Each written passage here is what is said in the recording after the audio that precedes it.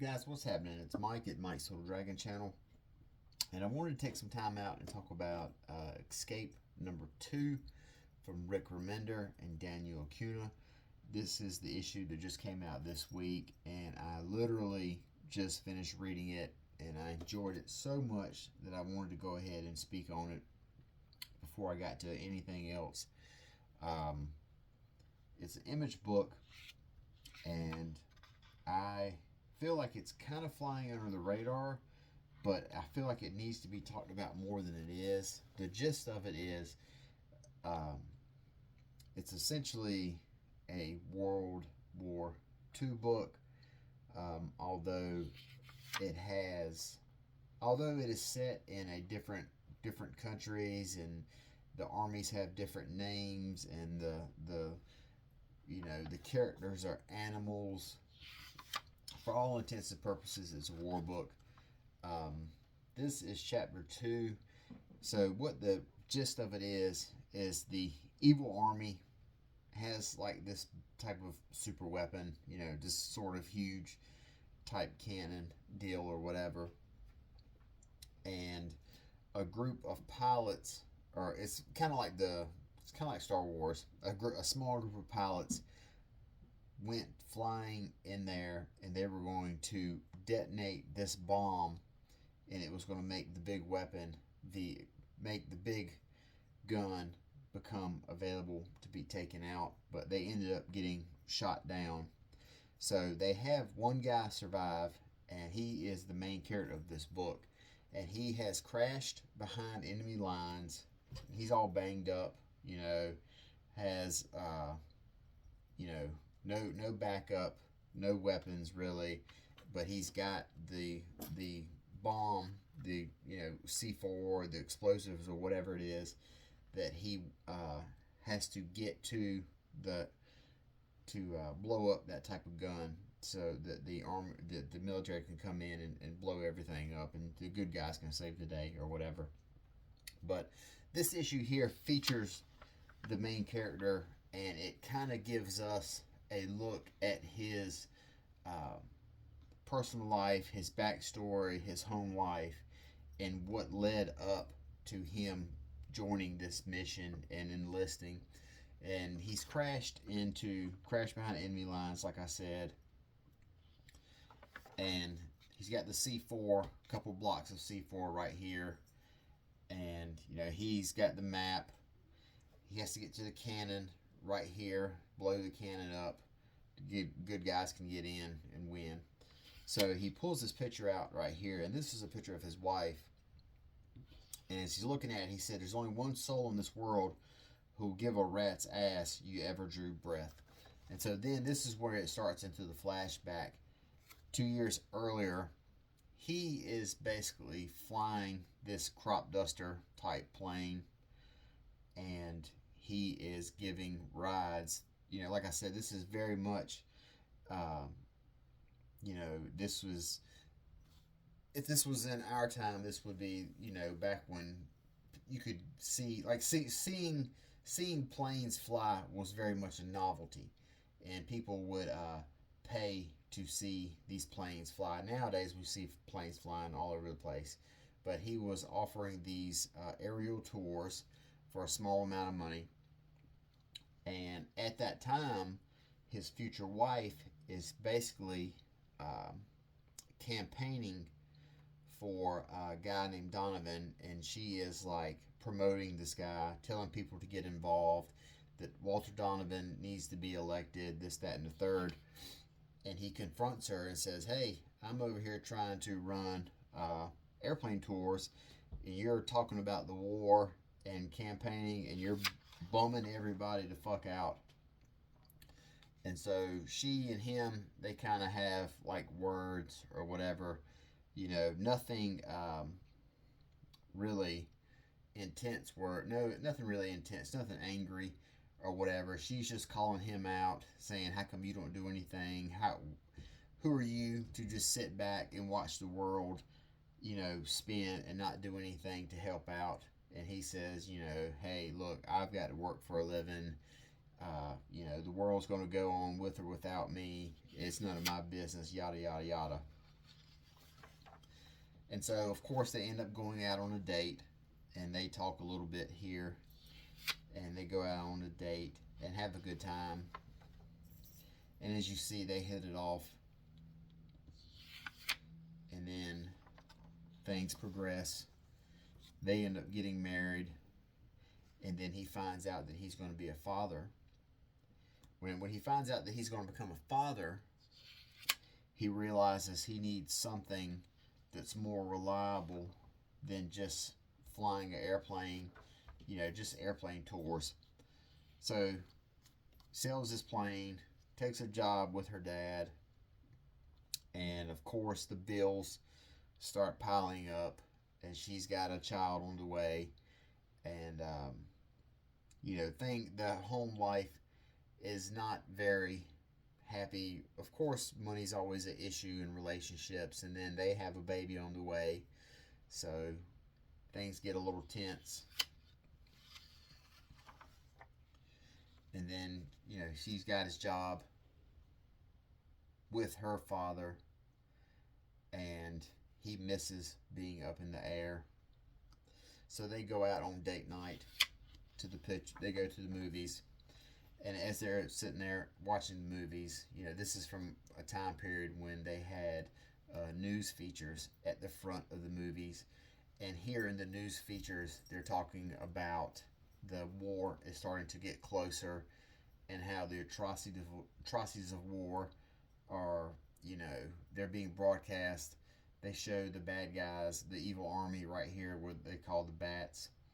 The bats are marching across our allies, coming to your doorstep, unfeeling, unrelenting, unstoppable. This nation is now at war. No more waiting, no more watching. The sleeping giant stirs and bares its teeth. Will you rise? Will you answer? So it's basically a big newsreel showing that we have officially, or this world, this country, or whatever, has entered the war, and he feels that call, and he sees that the war is growing, and he says to her one of the things that she said to him when they first met: what kind of a man hides from his duty?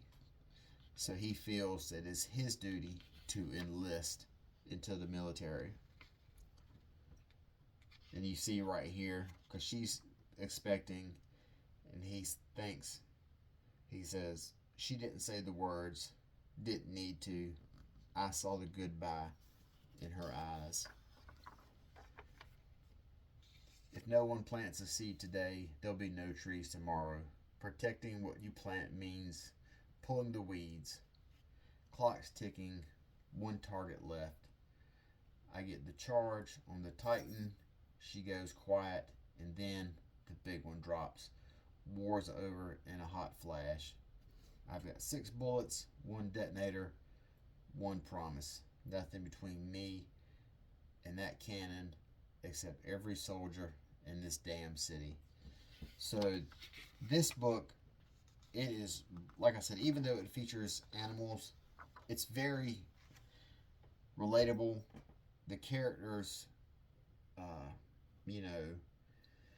if you've ever seen any sort of war movie before, especially one of the older war movies, of World War II, or of World War One, along that timeline, you're familiar with this type of character here. A guy who left his home, left his wife and kid to join the war. But I think it's just really, really well written. I super enjoy it. As I've said before,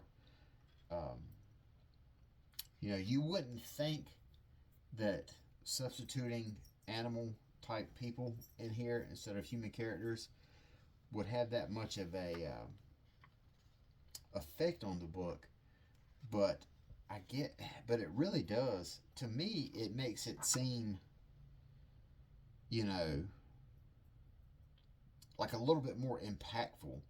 I guess because if it was humans in this book, it would be something that you're like, oh, I've seen this before. It's another war story. I've seen them, 100 of these. But the dialogue and everything Like the dialogue doesn't mention anything about them being animals. They don't really treat each other like animals. You know, there's not funny animal jokes or anything like that outside of you know, you might have a random line where someone mentions something about, oh, you know, that dog nose you have, or that hound smell, you know, something like that. But for the most part, they play it very much straight up. They play it very much straight up, like they're just regular characters. And like I really dug this issue of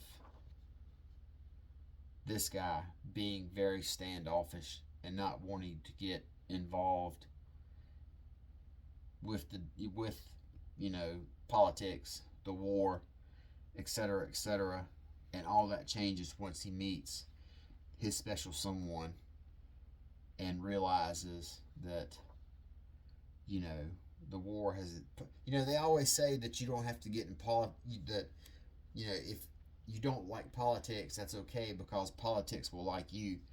You know, if you're someone who's not involved in politics, politics will come for you inevitably. You know, and that's what happened to this guy. He didn't care much about what was going on in the world, but that didn't stop world events from encroaching on him, is what I'm trying to say. And he realized that for once in his life, you know, there was something out there that mattered more than just him, you know, and that is his wife and the baby to be born. So I just think this was a really, really, really super cool comic book. It's really, like I said, it's really well written, and the artwork. You know, I don't want to overlook the artwork by Daniel Acuna, but he does a really good job of drawing these animal people so that you know, they don't look cartoonish. They look very much like you know, they look like very much believable animal people. They're not overdrawn. They're not cutesy wootsy or whatever. It looks just like you know, like I said, it looks just like what a bear would look like if it was, you know, someone that walked on its hind legs and wore clothes and could fly a plane. So I feel like the art really fits it well. You've got a lot of really cool crowd scenes right here when they go to the fair. You know, this is a beautiful scene that he draws with the merry-go-round, or the merry-go-round. This scene here with the fireworks popping off in the background, and when they officially fall in love with each other. So I really recommend this book, and don't let it deter you that it's animal folks involved in it. Like I said, it's essentially a World War One, World War Two type story.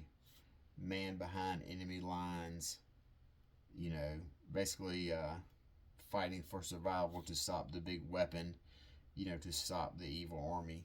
So, highly recommend Escape by Rick Remender and Daniel Acuna. Only on issue 2, just came out this week, so you got a chance to get current. So if you see it in your shop, pick it up, give it a shot. Hopefully you'll dig it as much as I do. Until next time, talk to you guys later. Bye-bye.